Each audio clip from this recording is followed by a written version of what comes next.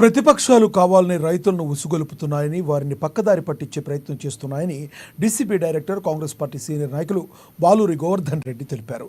జైనత్ మండల కేంద్రంలోని ఆదివారం ఏర్పాటు చేసిన మీడియా సమావేశంలో ఆయన మాట్లాడారు. రుణమాఫీపై బీజేపీ, బీఆర్ఎస్లు రైతులను పక్కదోవ పట్టిస్తున్నాయని మండిపడ్డారు. రుణమాఫీపై రైతులు ఎలాంటి అపోహలు పెట్టుకోవద్దన్నారు. అందరికీ రుణమాఫీ ఖచ్చితంగా జరుగుతుందని, రైతులు ఆందోళన చెందాల్సిన అవసరం లేదని తెలిపారు.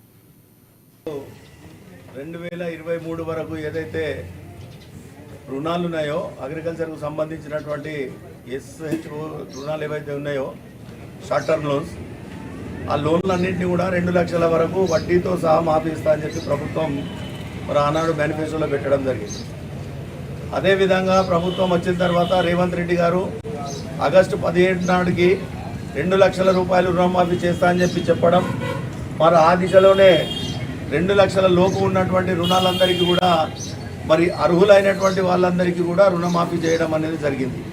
కానీ కొంతమంది బీఆర్ఎస్ పార్టీ నాయకులు కావచ్చు, బీజేపీ పార్టీ నాయకులు కావచ్చు, కుమ్మక్కై విలీనం కాకముందే మరి జోగురామన్న నోట ఈరోజు బీఆర్ఎస్ మాట వినిపిస్తుంది అంటే, ఈరోజు అభద్రతా భావంతో ఒకవేళ 2 లక్షల రూపాయలు రుణమాఫీ ఖచ్చితంగా కాంగ్రెస్ పార్టీ చేసినట్టయితే అటు బీఆర్ఎస్కు కానీ ఇటు బీజేపీకి కానీ నూకలు చెల్లవు అన్న ఉద్దేశంతో ఈరోజు ఇద్దరు కలిసి మరి రైతులను రెచ్చగొట్టడం అనేది జరుగుతూ ఉన్నది.